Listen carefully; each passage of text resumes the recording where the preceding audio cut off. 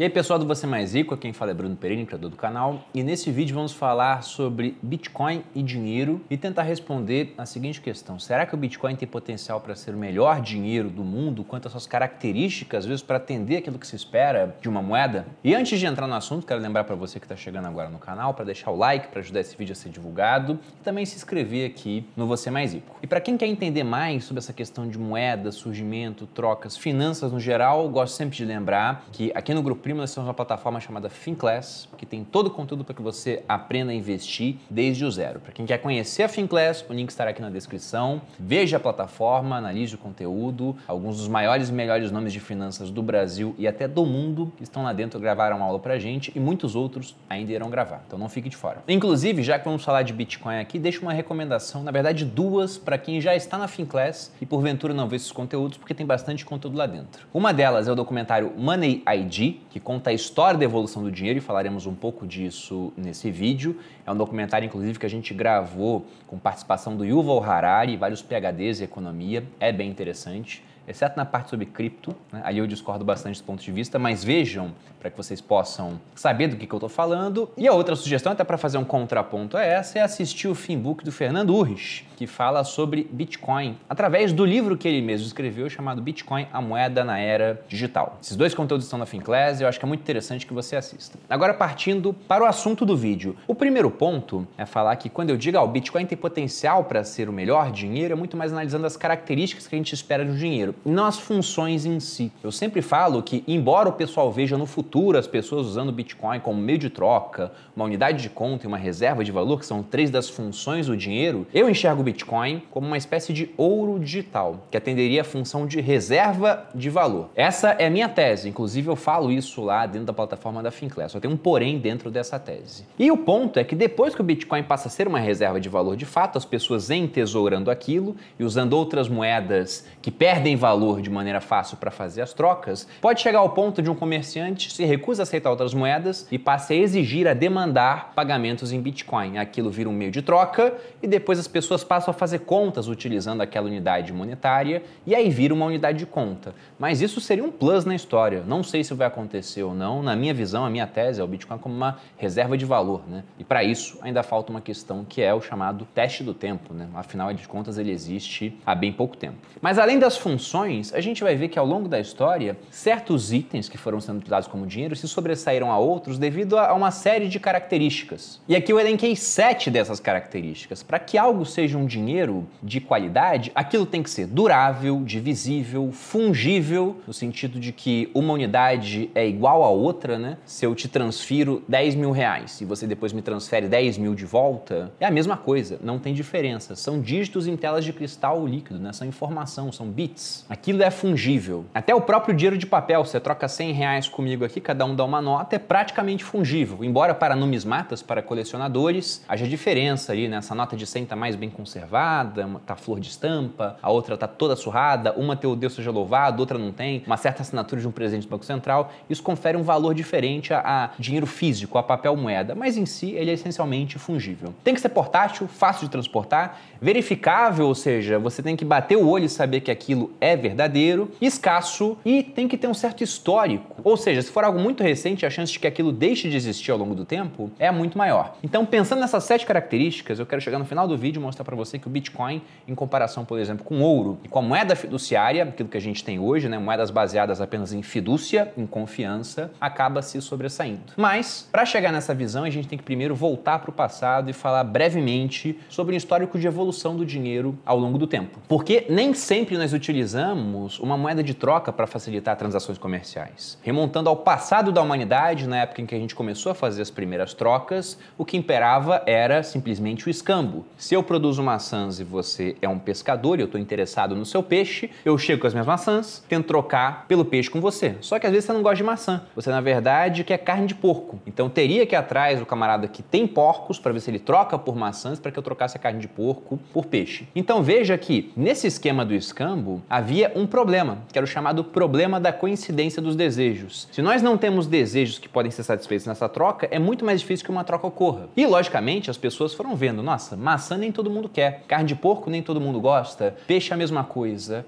mas todo mundo precisa de sal, por exemplo. Então, naturalmente, o pessoal foi se encaminhando para fazer trocas por aquilo que era mais facilmente trocado depois, ou seja, era mais líquido. E nisso você teve muita coisa sendo utilizada como moeda. Você teve em algumas culturas conchas, que eram um pouco mais raras, né? Principalmente se fosse mais distante ali do litoral. Você teve sal, que foi inclusive utilizado na República Romana, e disso vem a palavra salário. Até hoje, em prisões, por exemplo, o pessoal usa cigarro como uma moeda de troca. Algo para facilitar o que acontece lá dentro. Mas perceba que só ser uma moeda de troca não é um elemento muito bom, porque você pode fazer troca com várias coisas, mas esses itens muitas vezes não são duráveis, eles são difíceis de transportar, não são verificáveis. Então, lógico que essa lista não existia lá atrás, mas vendo esses problemas, certos materiais eles foram se sobressaindo em comparação a outros. E foi o caso, por exemplo, dos metais preciosos. Se a gente for pensar em uma moeda metálica feita com ouro, feita com prata, por exemplo, a gente vai ver que é um metal escasso, a ponto, por exemplo, né, se fosse alguma coisa muito abundante, se fosse concha para uma população que vivia na praia, o pessoal deixaria de produzir só para catar concha. E se todo mundo tem muita concha, aquilo perde, né, sua efetividade como um meio de troca. Agora os metais eles eram relativamente escassos, parecem também ter um certo tipo de atração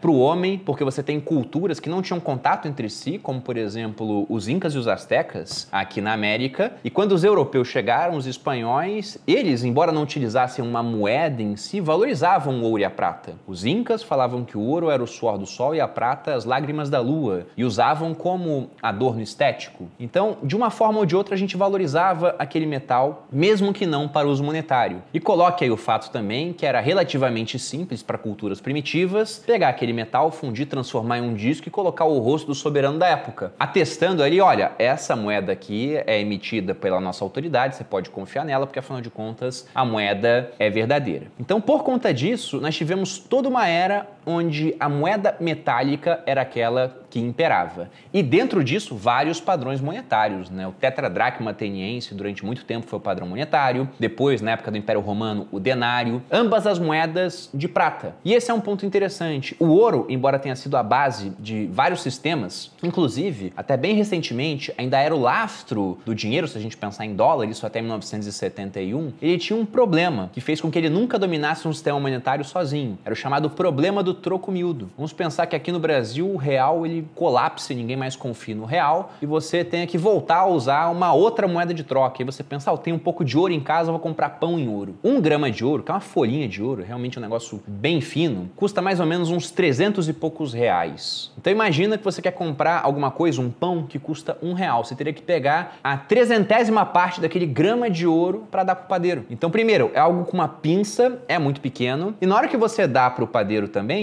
naquele 1/300 grama de ouro, ele não tem como guardar aquilo de uma maneira que ele não venha a perder, então fica pouco portátil. Ele não tem muita segurança de que aquele ouro pode ser verdadeiro, tem um problema de ser verificável, então já tem esses problemas intrinsecamente. Mas além desses, tinha essa questão do problema do troco miúdo. Então o ouro nunca foi adequado para trocas de menor valor. Por isso a prata muitas vezes estava junto com o ouro num sistema bimetálico. E repare que essas moedas eram melhores do que a alternativa anterior, né? Que já era melhor do que a outra alternativa, que era simplesmente um escambo sem nada padronizado ou procurado ali pela sociedade. Só que elas também tinham problemas. Então o que acontecia é que o pessoal, sabendo que a moeda tinha um certo valor de face, mas também era feita por metais preciosos que poderiam ser vendidos de forma separada, começava a degradar a moeda. Cortavam pedaços da moeda, aí os soberanos iam e faziam bordas mostrando, olha, não pode estar cortada, né? Colocavam penas para quem tentasse adulterar o dinheiro. Aí o pessoal fazia o quê? Bom, já que a moeda ela vai naturalmente se desgastar, vai andar no bolso, vai ter atrito uma com a outra,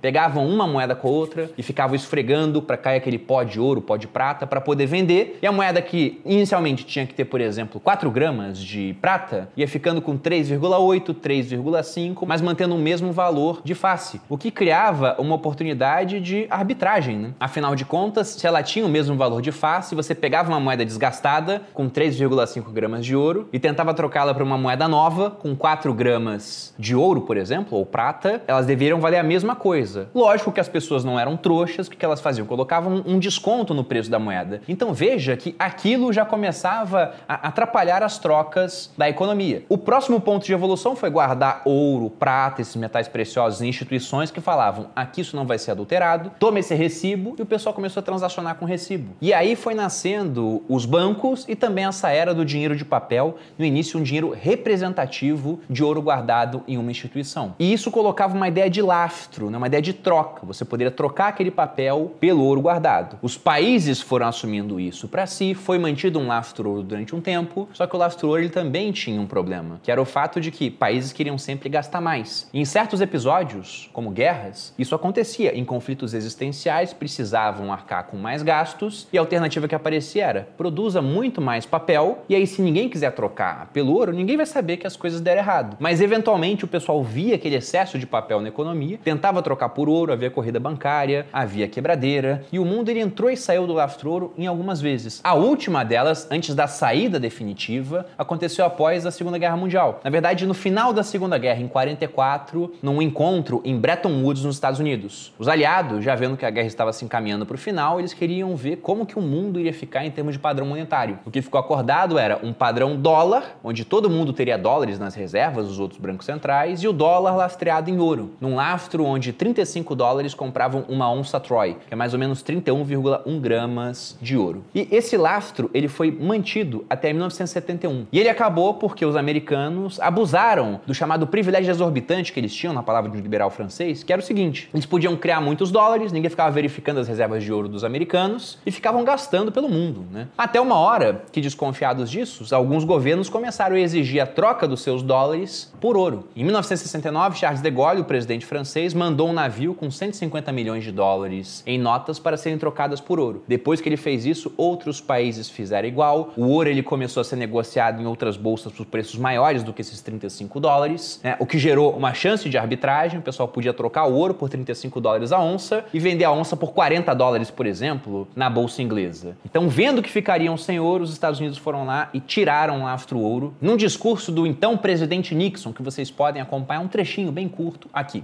In recent weeks, the speculators have been waging an all-out war on the American dollar. The strength of a nation's currency is based on the strength of that nation's economy. And the American economy is by far the strongest in the world.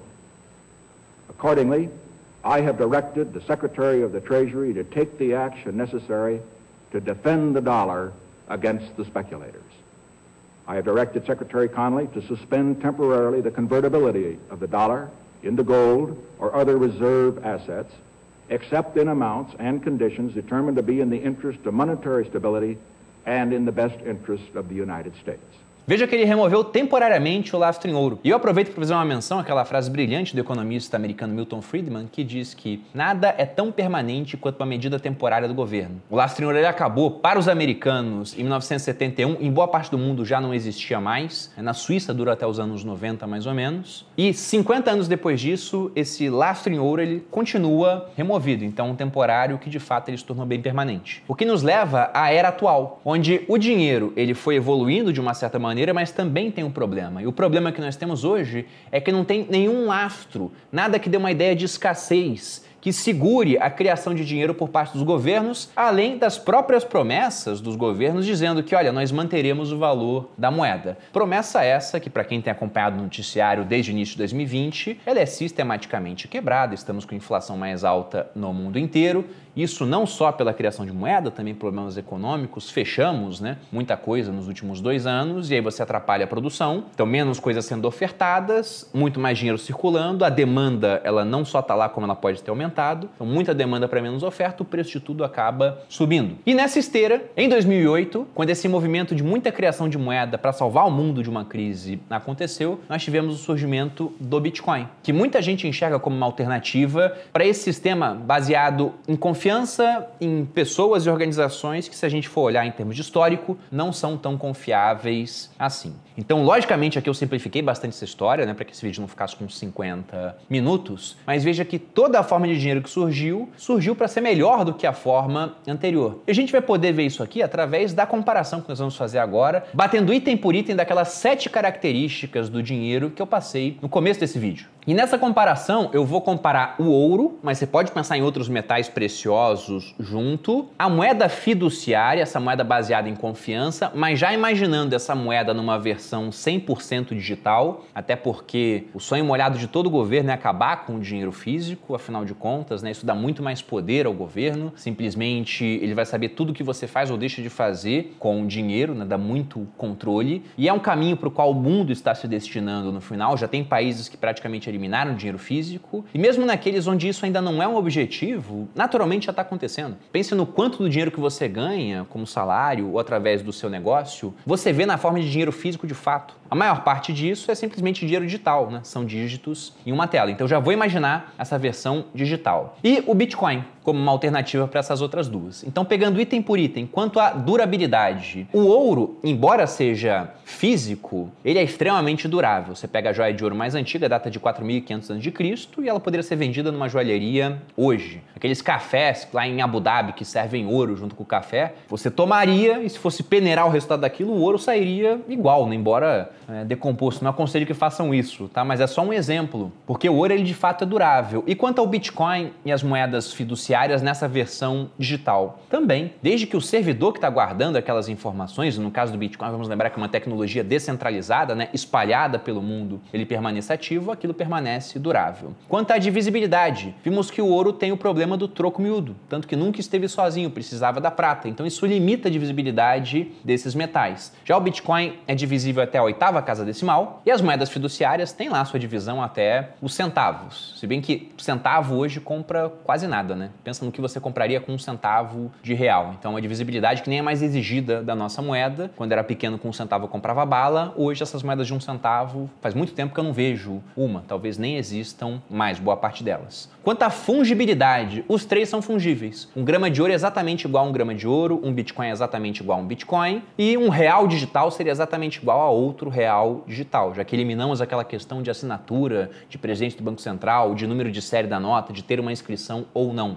Analisando a parte da portabilidade, aqui moeda fiduciária e Bitcoin ficam extremamente portáteis, então ponto para ambos, enquanto para o ouro você já tem uma dificuldade maior, porque afinal de contas, experimente andar com o seu bolso cheio de moedas. É muito mais complicado, né? Sem falar que a densidade do ouro também torna um volume até que pequeno muito pesado. Se você tivesse 1 litro de ouro com você, 1 litro é uma garrafa de suco. Enquanto preenchida de água, aquilo pesaria 1 quilo, preenchido de ouro pesaria mais de 19 quilos. Então, até por isso, lá atrás, as pessoas, ao invés de ficar transportando ouro para um canto ou para outro, queriam guardar aquilo em um certo local. O que acabou, né, como a gente viu, levando à era do dinheiro, representando o ouro que estava guardado em um banco. Quanto à questão de ser verificável, novamente, ponto para o Bitcoin e para o dinheiro digital. Na moeda física já aconteceram várias falsificações, na digital é muito mais complicado disso acontecer. E para o ouro, apenas no século atual já tivemos alguns episódios envolvendo a China e falsificação de ouro. Até se eu fizesse uma transação em ouro com uma pessoa, para ela ter certeza que aquilo era realmente verdadeiro, ou teria que ter alguém de confiança atestando, ou ela faria um teste por amostragem, onde parte do ouro seria destruída, inclusive nesse teste, para testar que de fato isso aqui deve ser verdadeiro por amostragem. Talvez ainda tivesse ouro falso ali no meio. Então isso acaba encarecendo um pouco as transações, já que você precisa ver se aquilo é de verdade ou não. E aqui no nosso 6º item, escassez, aparece o primeiro problema para a moeda fiduciária. Lembrando que isso aqui não é linear, tá, gente? Cada coisa não tem o mesmo peso da outra. Na minha opinião, por exemplo, a escassez seria uma das coisas mais importantes, porque aquilo que é escasso é mais valorizado. O ouro, por exemplo, tem um valor alto por grama porque é escasso. A areia tem um valor baixo porque é abundante. Se realmente acontecer aquilo que algumas pessoas colocam, né, em matérias de jornais, de revistas, para atrair a atenção dos leitores, de conseguirmos explorar um asteroide que tenha ali muito ouro a ponto de que o ouro ficasse extremamente comum na Terra. Do contrário do que alguns pensam, não ficaria todo mundo bilionário, trilionário com isso. O que aconteceria é que se há tanto ouro quanto areia, ele tende a valer tanto quanto areia. Então a escassez ela está atrelada a valor. Algo que é muito escasso, tem pouca oferta oferta e muita demanda, naturalmente terá um preço mais alto. E o problema da moeda fiduciária é, como já vimos, a falta de alguma coisa que restrinja a sua criação. Então aqui, bola fora para a moeda fiduciária, ela não é escassa. Já para o ouro e o Bitcoin, nós temos uma escassez. No ouro, não sabemos o quanto, a gente sabe que ele é escasso. Segundo dados do Conselho Mundial de Ouro, se juntássemos todo o ouro que foi explorado na Terra, desde que o homem está aqui e tem algum tipo de acesso, a tecnologias para conseguir fazer essa extração, nós teríamos menos de 3 piscinas olímpicas preenchidas de ouro. Isso pensando no tamanho do globo terrestre. É lógico que há mais ouro a ser explorado ainda, muito desse ouro mapeado, mas tem um custo tão alto para exploração que hoje, com o preço atual, não compensaria. É o caso do ouro nesses asteroides, por exemplo, já imaginando fora da Terra. Já o Bitcoin também é escasso, mas tem uma escassez matemática, o que o torna até mais escasso do que o ouro, porque veja que se o preço do ouro começar a subir muito, haverá um estímulo para que pessoas corram atrás de mais minas de ouro pelo mundo, mapeando outros locais ou utilizando aqueles que já estão mapeados e que hoje não são explorados. Já no Bitcoin, isso não vai acontecer. E toda vez que tentam minerar mais Bitcoins, colocam mais poder computacional para gerar mais Bitcoins, fica mais difícil de fazer isso, porque a rede do Bitcoin tem um protocolo de autoajuste, de modo que os 21 milhões de Bitcoins, que é o máximo que teremos, só serão minerados, pela previsão atual, lá pelo ano de 2140.